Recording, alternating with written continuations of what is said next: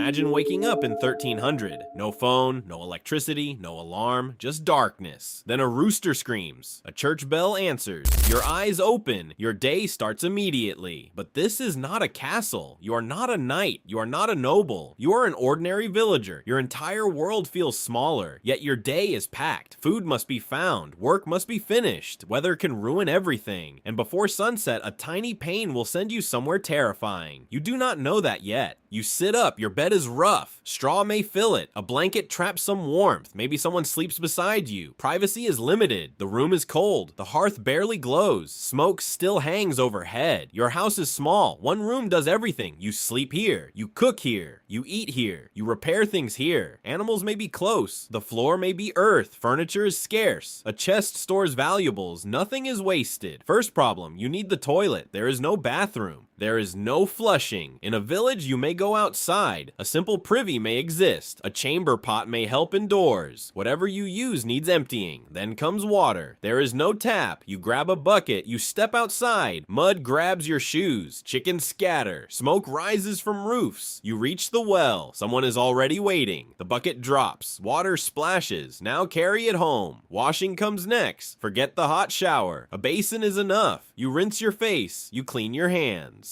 People did care about cleanliness. They simply had different tools. Now your clothes. Linen may touch skin. Wool adds warmth. Leather protects your feet. Every piece costs labor, so holes get patched. Tears get stitched. Old cloth becomes something else. Then the fire grows. A pot goes over it. Breakfast is coming. You are hungry, and breakfast is plain. Bread matters. Grain matters even more. Porridge is practical. Ale may be present. Cheese may appear. Meat is not guaranteed. Sugar is not ordinary.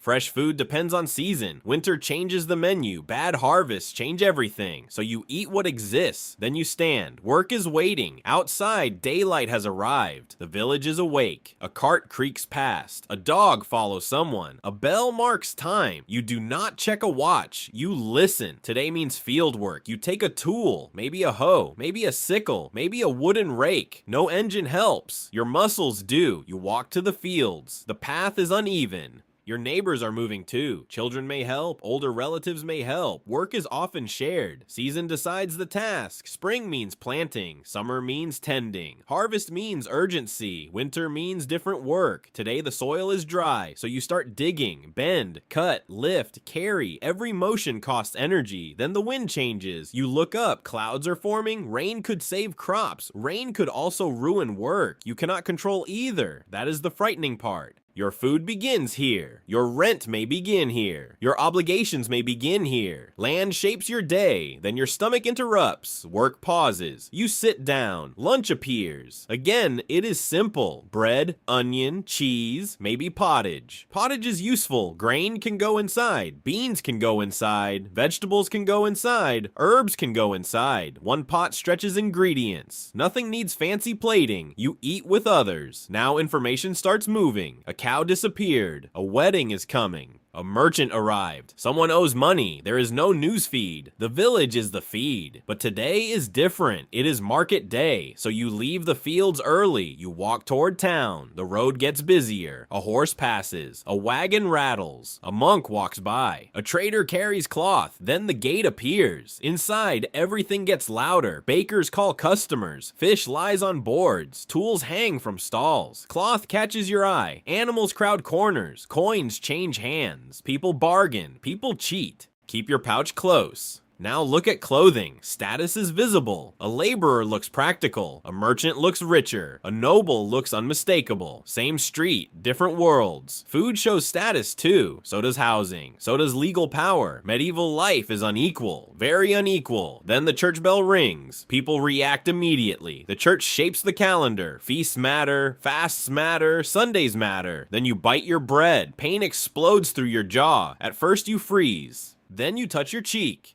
The pain pulses. You try eating again. Bad idea. You chew on one side. Nothing looks dramatic, but something is wrong. There is no dental clinic, no x-ray, no modern drill, no anesthetic injection. You might rinse your mouth. You might try herbal remedies. Advice about cleaning teeth exists, but your pain keeps growing. Someone notices your face. He suggests a tooth puller. That sounds reassuring. It should not. You follow him. A small crowd appears. Now you understand why. Someone is getting a tooth removed. There is no modern dental chair. The patient sits rigidly. Someone steadies his head. The operator leans closer. Then you see the tool. Metal, simple, terrifying. Medieval tooth pullers had extraction tools. Barbers also performed surgical work. Later tools included dental pelicans. Their job was straightforward. Grip the bad tooth. Apply force. Remove it. Your turn comes next. You sit down. Your body stiffens. Your mouth opens. The bad tooth is found. The tool moves closer. There is no modern anesthesia. Your head must stay still. The tool catches the tooth. Pressure begins. Then comes the pull. Pain, panic, one violent moment, then release. The tooth is out. You stare at it. Such a tiny object, such enormous pain. But the danger is not over. The wound can still become infected. You leave the market. Your jaw throbs. Your mouth tastes strange. But daily life continues. On the road home, another problem appears. You cut your hand, only a small cut, yet small can become dangerous. You rinse it, you wrap it. Healers exist, herbs exist, learned physicians exist, folk remedies exist, prayer exists. Knowledge varies enormously. Germ theory does not guide you. Antibiotics do not exist. Luck matters. You keep walking. Home finally appears. Evening means more chores. Animals need checking. Tools need storing. Food needs preparing. The hearth becomes central. Light is limited. Candles cost resources. Rush lights can provide cheaper light. Fire gives heat too. Dinner goes into one pot. Everyone gathers close. Stories replace screens. Someone repairs clothing. Someone checks the fire. Outside, daylight disappears. Roads become harder to see. Night feels much darker, so home feels safer. You close the door. Maybe a wooden bar secures it. The fire burns lower. Smoke settles overhead. Your jaw still aches. Your hand is bandaged. Your muscles hurt. You lie down. Tomorrow brings more work, but not identical work. Weather will change something. Season will change more. Status changes almost everything. A noble had another day. A monk had another day. A merchant had another day. A child had another day. There was no single medieval life, but ordinary life demanded constant work. This day felt normal to them. To us, it feels like another world.